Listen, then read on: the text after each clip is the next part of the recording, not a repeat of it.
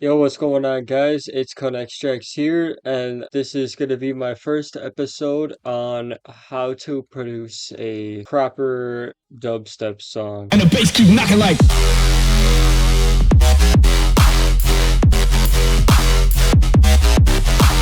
This episode, I'm going to be teaching you all about structure. Let's just get started.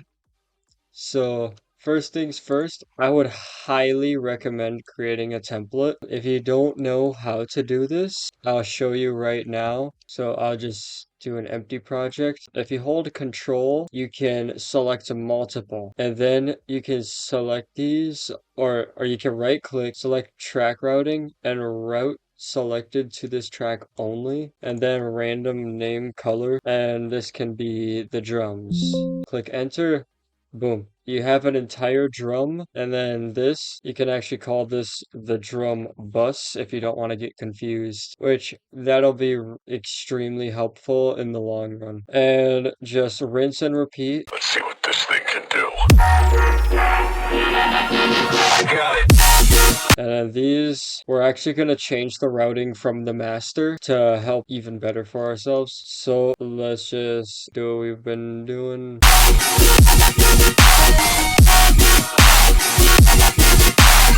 I'm gonna dock these last two to, or last three to the left. This one I'm gonna call side chain. And I usually mark it in cyan because it stands out very big. I call this mids, sides, pre-master. The buses, I'm gonna put these into mid and actually I'll put them in the side chain, that way it'll be easier for the routing. Then side chain will go into mids and sides, and mids and sides will go into pre-master, and pre-master will go into the master. Now that we have those routed, for mids, we're gonna take a fruity stereo enhancer and set it all the way to minus. And then sides, boost the stereo to max, parametric EQ. Cut this to either choose 150 or 160. I personally like doing 160. Pre-master, fruity balance, and you're gonna cut down the decibel range to minus 12. The reason why you're gonna do that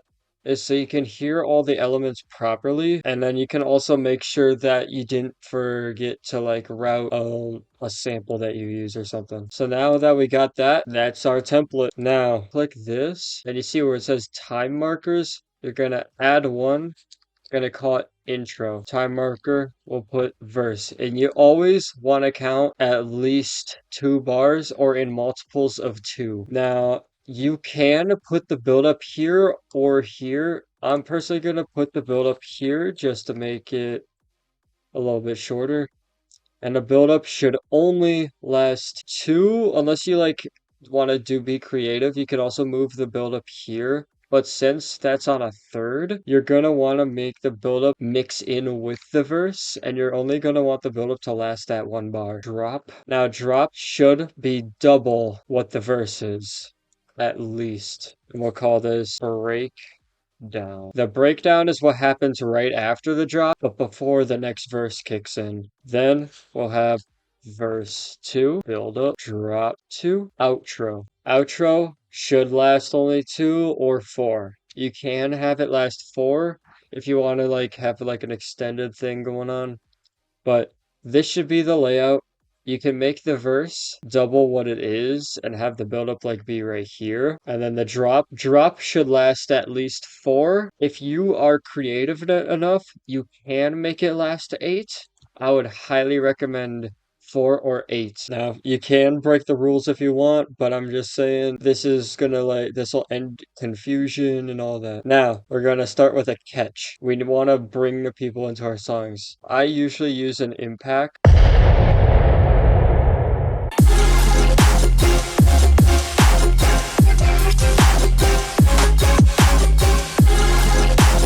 There we go. Have an interesting impact there. If you want, you can also layer it with a kick of your choosing. Just make sure that the kick isn't overpowering. And this, I would recommend not using a kick that you're going to use for your main song. That's because this kick is just going to bring some more body to the impact. I don't usually do this, but I'm gonna do this for the tutorial just so you have a groundwork. If you have like any transitions in any like sample packs you have, if you don't have them, you can also just take a crash, reverse it, and then set as a unique sample, and then have it not reversed and have it double.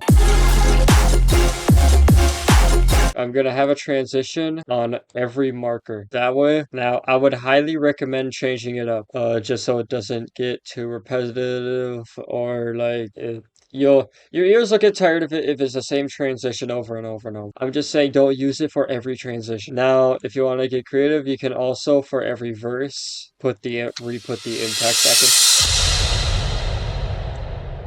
Now, this is where we're going to start playing around. I'm going to figure out what chord progression I'm going to want to use. Now, there's something you can do here. If you don't know this trick in FL, you're about to learn it. If you go to scale highlighting, you can choose what scale you want to use. I usually use a minor. And then you can choose what root note you want. I am gonna go F, that's like the most common, or F sharp is the most common. I am lucky enough to have a MIDI pack. This one is called Sound 7 Free MIDI Chords. You should be able to look this up and it'll have a buttload of MIDIs of chord progressions that you can use. You just drag and drop a MIDI in here and then just see how it sounds.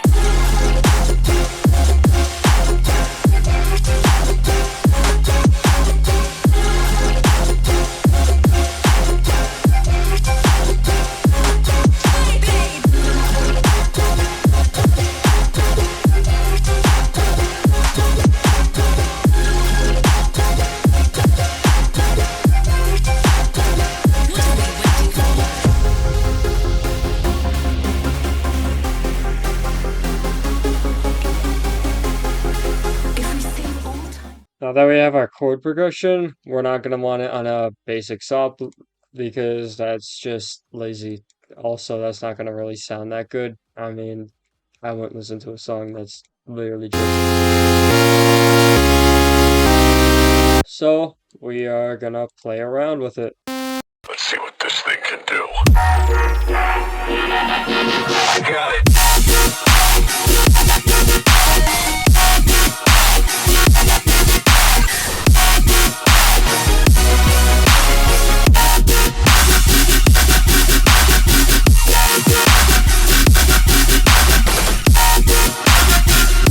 Now that you got the melody, I'm just gonna play around with the synth.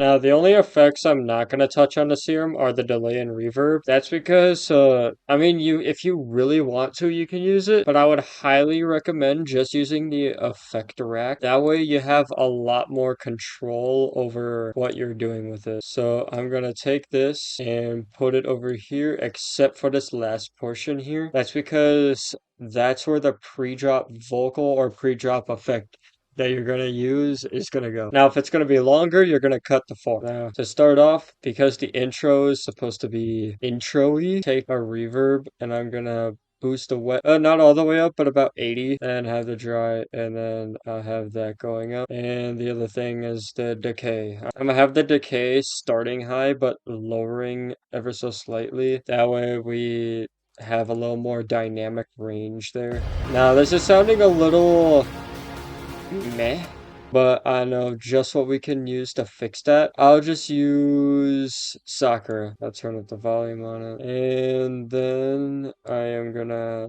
take this and I'm just gonna have another pattern. So this next one is where I'm gonna have the pad.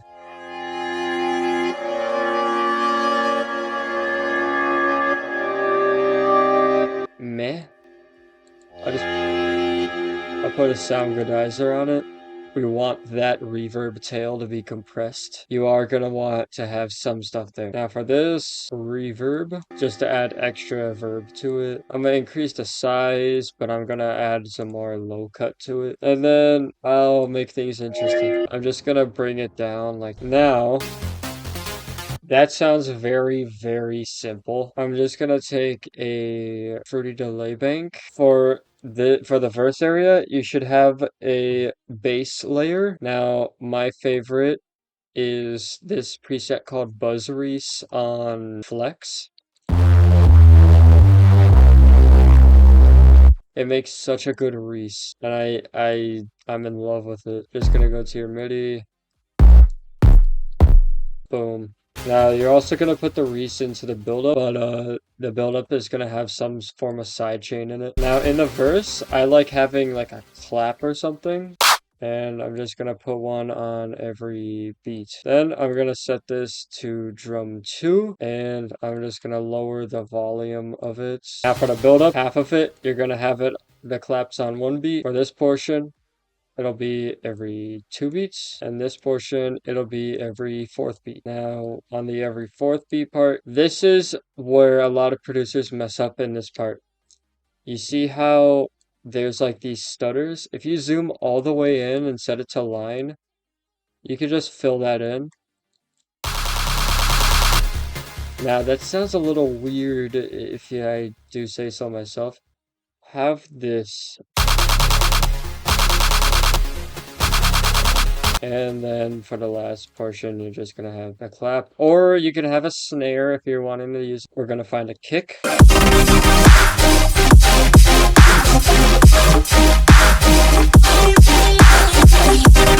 Now, if you want to be really interesting, just change up the kick pattern. Then now remember this. Always add a riser. Always add a riser. At least have one riser. This is how you build tension. If you don't add a riser, you got no tension, you got no tension, you got no buildup. FL Studio now has a built-in frequency shifter. You can just have that curve up, and then that will also turn your instruments into somewhat like kind of a riser.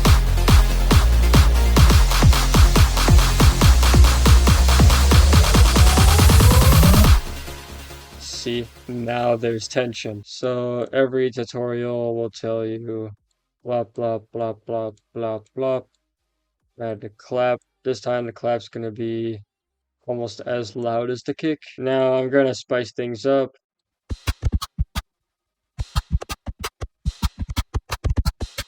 With my sidechain, I'm gonna take this fruity balance, create an automation clip for the size of the kick.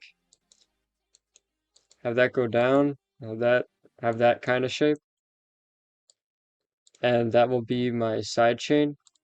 Now, if you spice things up with a kick that's that small, you're not going to want to sidechain that kick. You only want to sidechain the main drum priorities. Use your preferred plugin. I'll use Vital because it's free. Sound. Kind of like basic square 4.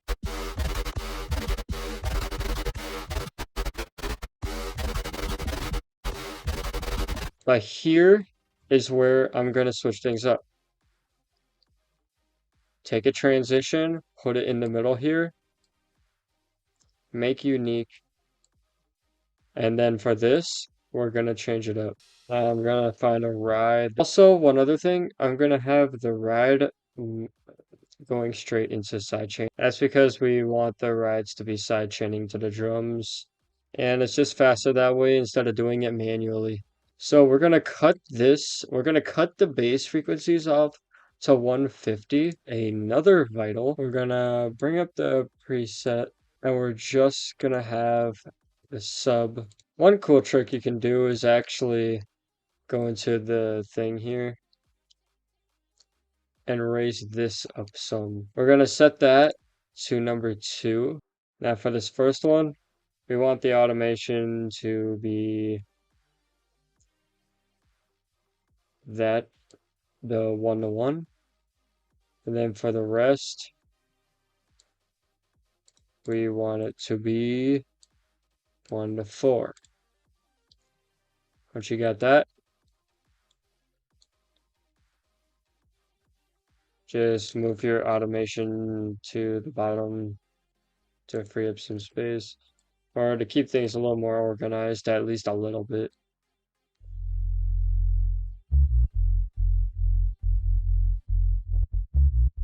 Have a EQ. Whatever you do on the final, make sure you have an EQ and you're cutting off the mids. Take a soft clipper. Now, there is something you can do. I would highly recommend putting a G clipper. This is coming out of the drop. We're going to add one kick from the drop and one side chain.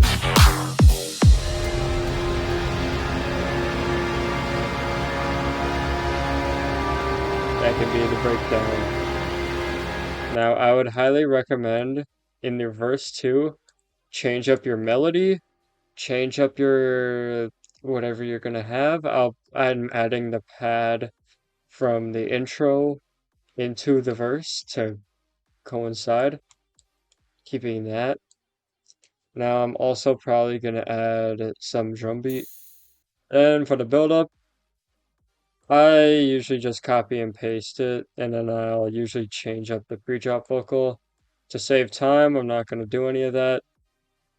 Then for the second drop, just gonna do what I did for the first drop, except I'm gonna make this unique. Then for the outro, now for this portion, I completely forgot to talk, but basically what I was doing is I was just having the wet ride up, and then I was having the dry go down, and I was fiddling with the mix to make it, sound like an outro. And that's pretty much how you structure a song. Then if you just want to make some finishing touches, you can just go to your master, and I'd recommend taking a clipper, go to your drop just so we can adjust to the drop.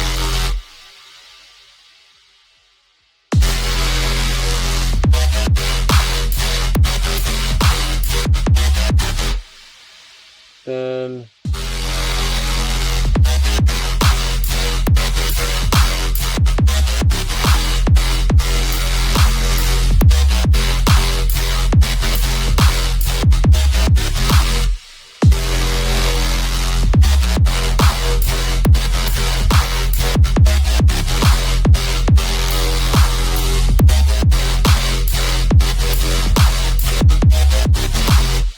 that'll just be an EQ for cleaning things up.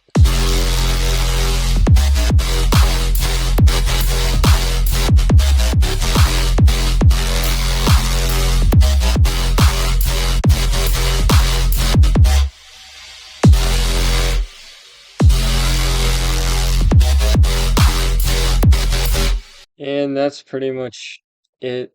Thank you guys for watching. Hope you guys enjoyed.